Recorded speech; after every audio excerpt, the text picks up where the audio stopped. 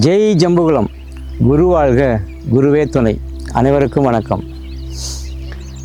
ஒரு நாள் நம்ம இறைஞான தத்துவ குரு ஜம்புதாஸ் அடிகளார்கிட்ட பேசிகிட்டு இருக்கும்போது அவர் எங்கிட்ட ஒரு கேள்வி கேட்டார். இறைவன் அப்படின்னா என்ன அப்படின்னு கேட்டார். நான் இறைவன்னா கடவுள் அப்படின்னு சொன்னேன்.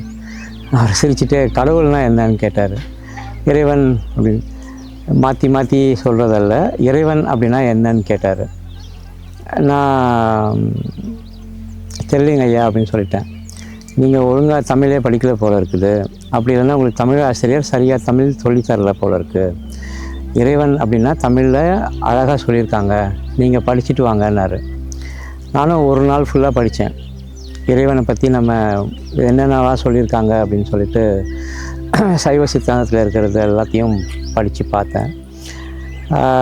அடுத்த நாள் வந்துட்டு ஐயா இறைவன்னா இந்த மாதிரி ஆகாயம், சக்தி,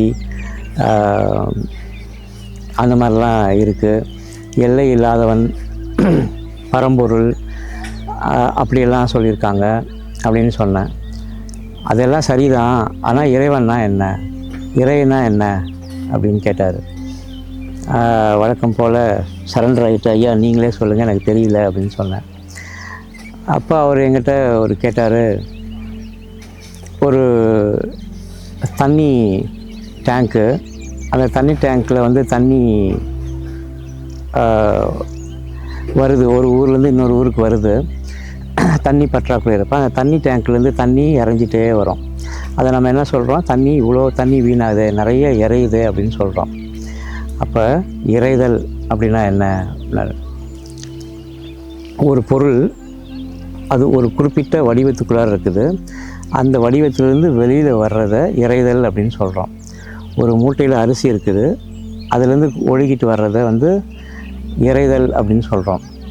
இப்போ அந்த தண்ணி, ஒரு டேங்க்குக்குள்ளார இருக்கிற தண்ணி 10-20 கிலோமீட்டர் தள்ளி போகிறப்பவும் கூட அது இறங்கிட்டே வரும்.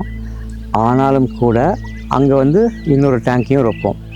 அப்போ ஒரு 10 கிலோமீட்டர் இறங்கிட்டு வந்தும் அதுக்குள்ளார வந்து நிறைய இருக்குது. அப்போ அதுக்குள்ளார இருக்கிறத இறைச்சிட்டே போனால் எவ்வளோ தூரம், ஒரு 20, 30, 40, 50 கிலோமீட்டர் போனால் கூட வரும். அப்போ ஒரு சின்ன டேங்க்குள்ளார இருக்கிறது 50 கிலோமீட்டர் தூரம் விரவி இருக்குது, இறைஞ்சி இருக்குது. அப்போ இறைதல் அப்படின்னா இறைஞ்சி இருக்கிறது. ஒரு ஒரு பாத்திரத்தில் இருக்குது, அது கீழே கொட்டிட்டா இறைஞ்சிதுன்னு சொல்லுவோம். இறைஞ்சினா அந்த ரூம் ஃபுல்லாக பரவி இருக்குது. அப்போ இறை அப்படின்னா என்ன அப்படின்னா, ஒரு அந்த தண்ணி இருக்குது இல்லையா, அந்த தண்ணி திரநிலைக்குள்ளார இருக்குது, ஒரு ஐஸ் கட்டியாக இருக்குதுன்னு வச்சுக்கோங்க. அது ஒரு டேங்குக்குள்ளார இருக்குது, அது தண்ணி ஆகி வழியுது, அது திரும்பவும் ஆவியாகுது. அந்த ஆவியாகி போகிறது எங்கே போகுதுன்னு தெரியாது, அது எங்கேயோ விரவி மேலே இருந்து போகுது. அப்போ திடத்தன்மையில் இருக்கிறப்ப கீழே இருக்குது, திடத்தன்மை இல்லாமல் ரொம்ப மென்மையாகிறப்ப அது மேலெழுந்து போகுது. எந்த ஒரு பொருளும் மென்மையாகிறப்ப மேலெழுந்து போகும். அதே மாதிரி தான் இந்த ஆவியான நீரும் மேலெழும்பி போகுது. அந்த மேலெழும்பி விரவி போகிறது எங்கே எல்லையே இல்லாமல் இருக்கும், அதோட எல்லை எங்கன்னு சொல்ல முடியாது. அதே மாதிரி தான் இறை. இறை வந்து ரொம்ப மென்மையானது.